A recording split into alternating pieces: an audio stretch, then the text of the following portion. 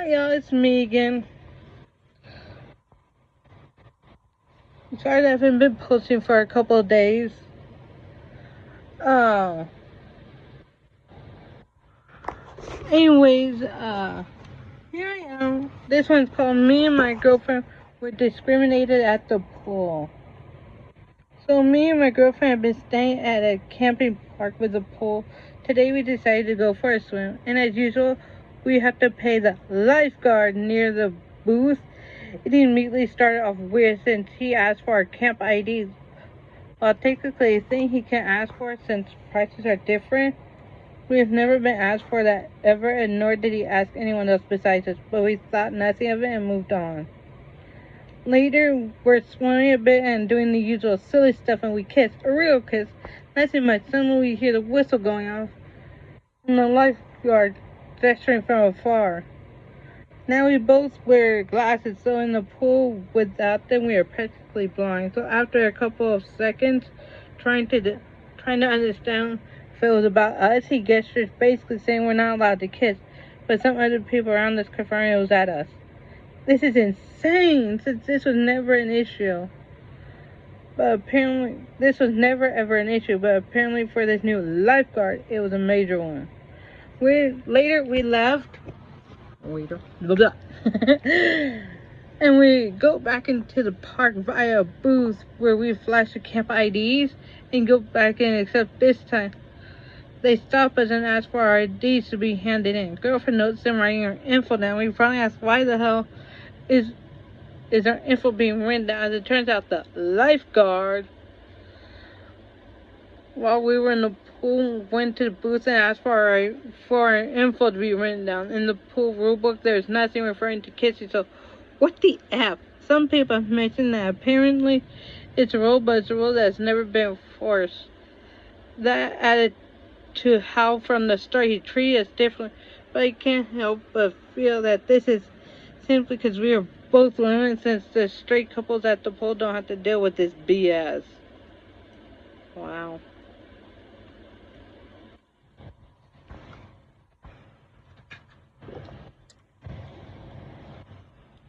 Update. The next day.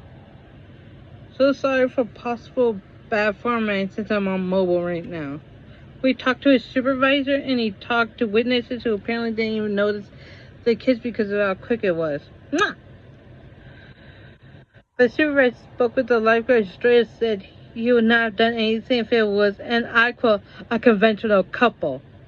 So there we have it. He admitted the issue was us being gay, which makes his claims that we were basically effing even funnier, because he even admits he lied, or that he wouldn't care if a straight couple did that. We were also informed his contract will not be renewed at the end of the month, and the only reason he isn't outright fired is because there's no one to cover the last few days. We were given assurances that if he does anything again, he'll be fired on the spot. So yeah, that's hopefully the end of it. Taking girlfriend on a date tonight to relax, since we've been right on edge with all of this. Wow, he is sexist. He's like, I wouldn't mind if it was a conventional couple, but since there's two women, it's grossy. Ew. But it was just a normal. It wasn't. No. It was. Love you. Splashy.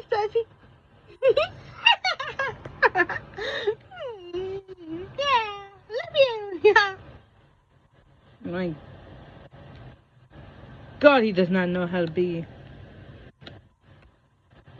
Does not know how to be a lifeguard.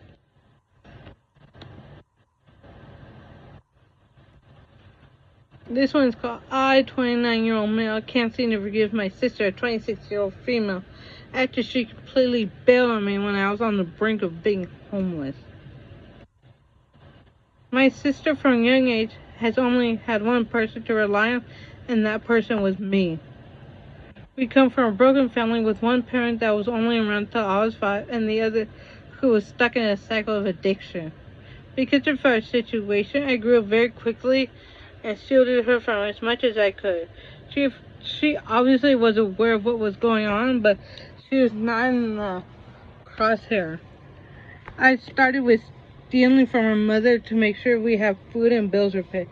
I got a part-time job at 13 because we couldn't rely on our mother, and when I graduated, I immediately got 2 jobs and we moved out. I had to push my sister through high school. She was an easy teen for obvious reasons. On top of going month to month trying to get as much money together to pay her bills. At 19, she finally graduated due to being held back a year. She changed her tune a lot and she started working as well and had her own place when she was 21. I finally got a shot to do something for myself and got a degree.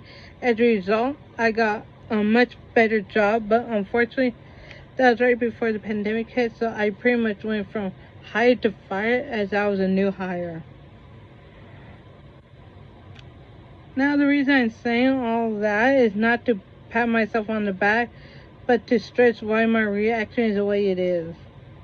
I was out of work on the brink of losing my apartment, and only had one person I expected I could turn to, my sister.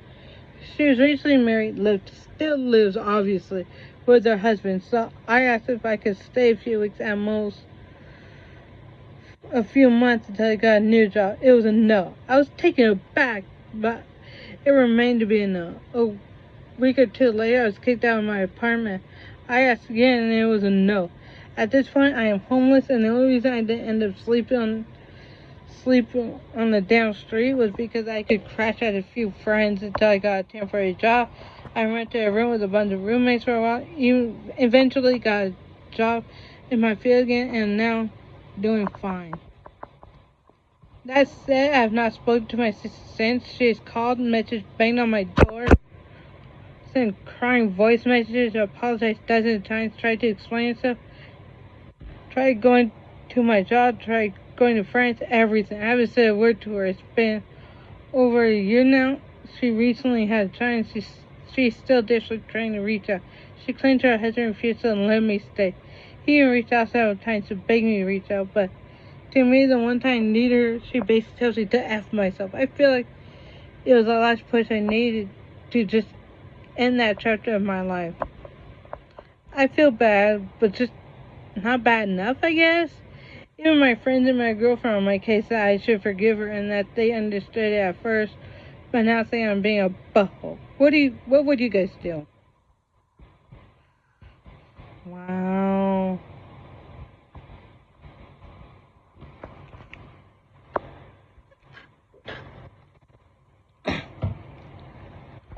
Final update, 8 days later. So I had a huge amount of people inquiring as to what ended up happening and asking me to make an update should anything happen. And while I wasn't sure if I would or even should, I eventually decided to just go ahead and do it. Let me start by apologizing to the people who commented on my post. I made my post and it didn't seem to gain much traction at all, so I more or less stopped looking at it for about a day. I think only to figure out the next day that I had gotten a lot of comments. Unfortunately, when I decided to reply to a lot of the comments I've been reading, I realized that this subreddit locks comments after a certain amount of comments have been made or karma has been reached. I am afraid I was not aware of this immediately. Very odd role, so that's on me. I did end up reading most comments and would like to thank everyone offering advice or just saying something supportive. First, to answer a couple questions that I was unable to answer along with addressing some incorrect comments in the previous post. Yeah, I saw asked it quite a few times. 1. The first few no's were without reasonable explanation. I was not aware of her given reason that her husband was not okay with it until later. 2. She did not know she was pregnant when she declined, and most of it happened before she would have even been pregnant in the first place. I mean, most of this took place over a year ago. I even put that in the post, so I'm not sure how that math would even work. 3. I am not an anti-vaxxer or dirty or something. There were quite a few comments that theorized this would be the case for a refusal. I got my 2 vaccination shots the moment I could, and then while my personal hygiene is not exactly anyone's business, I shower once a day and my apartment is spotless. For a lot of advice and comments seem to be from from the perspective of functional families with a functional family structure. That is not the case here. The primary reason I am so gutted about this entire situation is exactly that. That this isn't a case of, well, I don't want my cousin to stay in my house, he can stay somewhere else. This is a case of me having sacrificed my entire youth and a significant portion of my early adult life for someone that I played no part in creating or have any parental responsibility for. And the first and only time I ever asked her to do something for me, as the only person I could reasonably fall back on, and her not doing that, that's more than a familiar spat. That is straight up betrayal. That's also an answer to the people saying that she owes me nothing because I chose to be a parent. Anyway, with that out of the way, I decided to follow some advice given by several people. I told my girlfriend and the friends who involved themselves or were involved by my sister to back off or to lose my nerve. They did not understand my perspective, and they likely never will, and I need to get that through my head, as I have a tendency to talk about my life as if it is a standard, but it is a standard only to me. Luckily, most people don't go through any of that. I obviously had a longer face-to-face conversation with my girlfriend and with individual close friends, but it boils down to that. One friend kept pestering me about it, and I ended up dropping it as a friend, but my girlfriend was apologetic, and most friends were either apologetic or said they'd drop it. I ended up writing a long email to my sister, and while I will not copy and paste the entire thing here, as it contains a lot of personal information and far more horrible stuff that I am unsure will even be allowed on this stuff like this, it more or less boiled down to me explaining to her how her refusal to take me in for what ended up being a few weeks made me feel, and I detailed a long list of things I had done to take care of her. I ended up finishing my email telling her that even if I take her version of the story as truth and her husband is the cause of me not being allowed to stay, that is entirely irrelevant to me, because that just means she didn't fight for me at all. I also informed her I have no interest in meeting her child as of this moment, and I have no interest in reconnecting with her, and if that changes in the future, I'll be the one to contact her. I told her to let this be a lesson to her as it has been a painful lesson to me. It boiled down to I decided to move on and keep the door on the tiniest of cracks. She has responded a lot since that moment. She seems unable to accept it, but I have not responded since. I don't have anything else to tell you, I'm afraid, since the sub only allows one update. Well, it is what it is. Again, thank you all for taking the time to respond to my post, and thank you all for your insightful replies.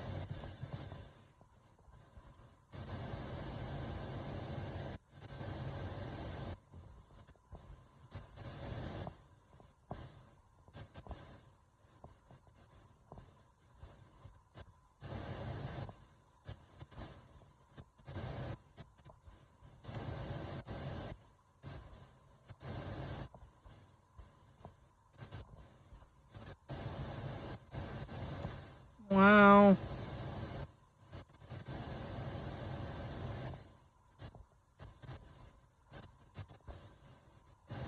Yeah, he needs therapy.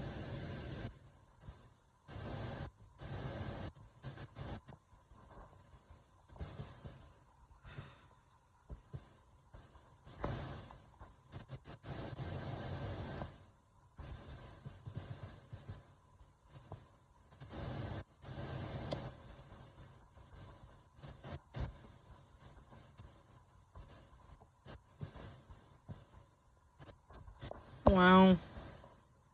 All I can say is wow.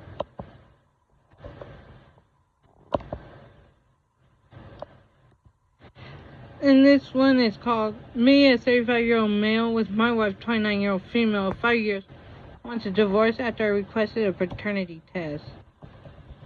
I met my wife through a mutual friend. We were friends for a year or so before we both became single and decided we were compatible enough to date. We were together 2 years before we got married. I do not know what got into me. My wife is loyal, faithful. But I have been reading statistics about how many men are raising children that aren't their own, had absolutely no idea around the time she found out she was pregnant. We both wanted children, we weren't actively preventing it. About 3 months in, I continued and told her I wanted a paternity test. She asked me if I was accusing her of cheating. I said yes. She asked me why, and I couldn't answer her. Neither of us had ever cheated or been cheated on. She works very hard, long hours at her job, but has always let me know where she is and who she will be with. If she was going anywhere with friends, I was always welcome. I do not know why I did it, and it's tearing me up.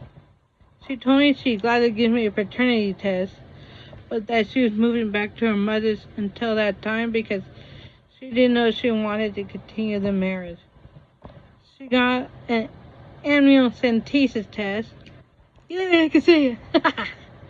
At about 20 weeks. I'm the father. When she told me, I was so happy, but she wasn't. She told me that she felt like she fell out in love with me the minute I asked her, and that she had no desire to reconcile. Our daughter was born July 10th. My wife has gone through a lot and has started through the motions of divorce and issues of custody. She has since gotten her own apartment. She says that she says she wants to keep this as amicable as possible for the sake of our daughter. But I just want to be a family. She doesn't want to support our alimony because she makes more than enough to cover herself and our daughter's needs and live a comfortable life. It's taken since February to get her to soften her stance and even think about counseling. She says she loves me, but she's just sure she can get over this. I'm trying to think of how to fix this. I'm just such a broken mess. I want to prepare a list to talk about on Monday at counseling, but I just can't think of anything but apologize, and that hasn't made a difference in the past months. I don't think it would now.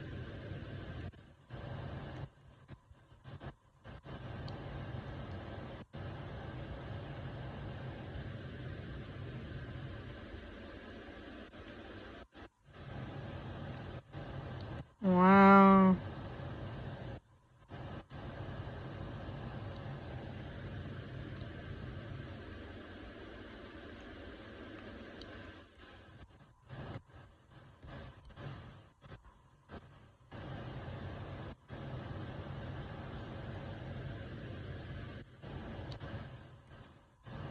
Wow. Okay. Update. 1 day later.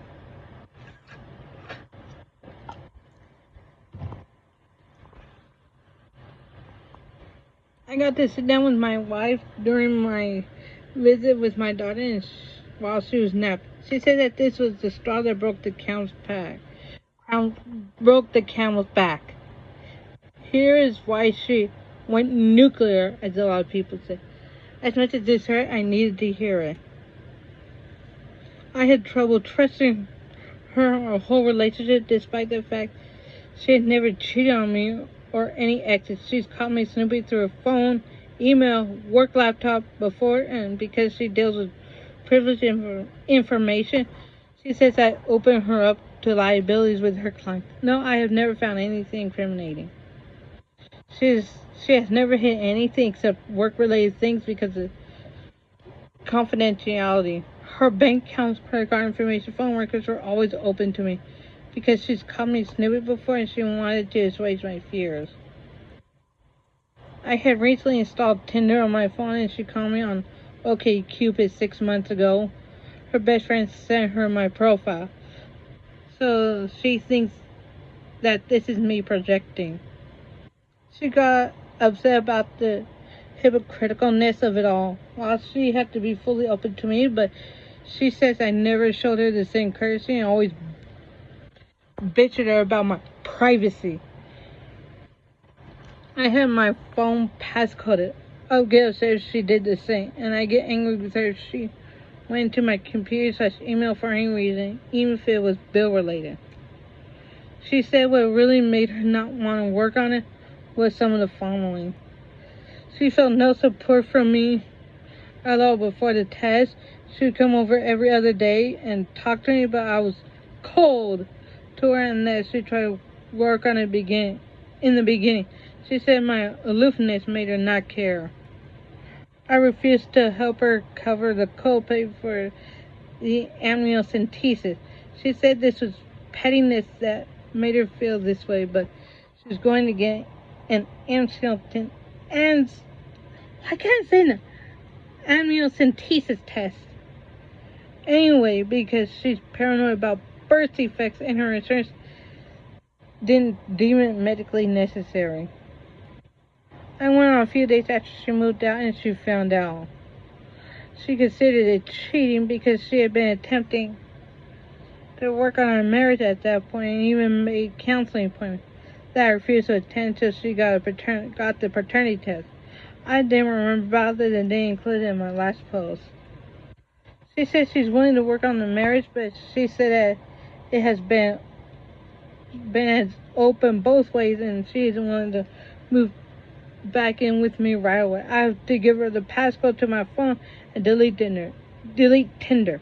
I do not want to give her the passcode to my phone because I think it deserves my privacy. Her other condition is personal therapy as well as the couple counseling. I don't want to do this either because, as many of you have pointed out, that there's nothing wrong with wanting to be sure. Wow.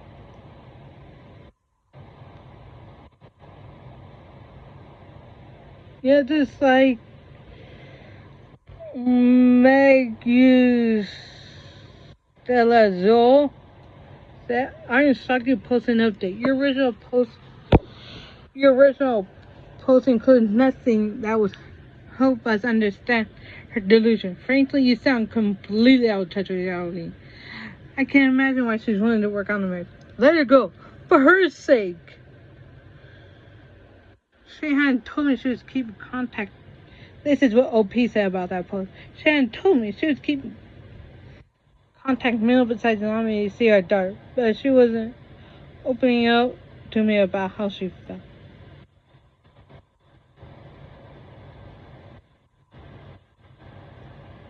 Yeah, he sounds like a pretty horrible partner.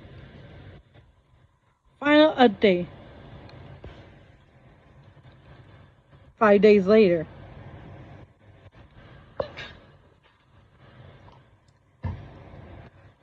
I realize that I'm not exactly someone you want to sympathize with, and I'm sorry. I do love Marissa, and I want to be a better husband and father. But I will not get that chance. In therapy, our therapist had us lay everything out on the table, and I admitted that I was an unfair hypocrite. She admitted that she's happier without me despite being a single mother for all intents and purposes. We tended to talk it through with her laying out her terms to re-enter the marriage. I still feel I did not cheat on her because she left me with no discussion of terms. She feels I cheated because we were still married and actively discussing her eventually rebuilding her trust in me and moving back home. We agreed to try another therapy session, but Tuesday morning she canceled it and she filed for divorce. We had dinner that night. She told me she was sorry, but she didn't think it would work because her trust at this point was irrevocably broken. I told her it was okay. We sat down and talked about visitation until she leaves in January when she will be moving to her home state with an opportunity that grants her more money and better benefits, including on-site daycare. She told me she harbors no hard feelings towards me, but she wishes it hadn't ended this way. I told her it didn't have to, but she disagreed and said it did. I told her I'd give her access to my phone and such, but the fact that I did that to her left a sour taste in her mouth about it. And she doesn't want a relationship where it's considered normal to not share such rifles through the other person's things for no reason, as she put it. We agreed on child support and we will get it right and make a comparable amount to what she will be making. So we agreed to split baby's expenses. Baby will be on her insurance. I give her a check for the amount for the amnio. Anything else we can think of? I know there's no chance of getting my wife back now, but how can I be a good dad to baby, long distance. We talked about me eventually moving to be in proximity. She made sure to emphasize for baby that we will not be getting back together. But I'm locked into into a contract till next December at least. Wow.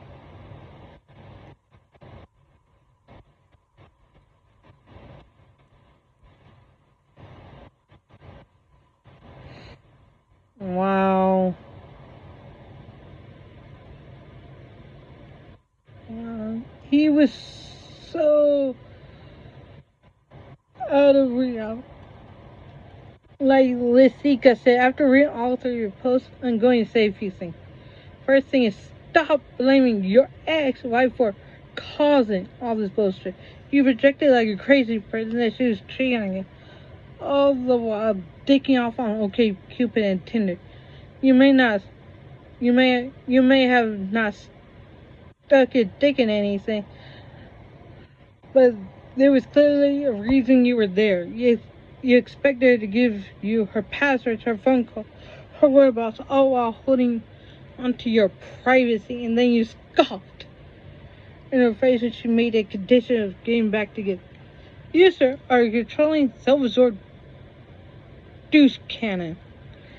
Second, if you could pull your head out of your butt long enough to understand that your action toward your ex-wife can cause her concern towards your relationship with your daughter, with your misogynistic view towards women, then understand that she'll fight you tooth and nail to ensure you cannot influence your daughter with the same BS you've been spewing her. Third, stay in counseling.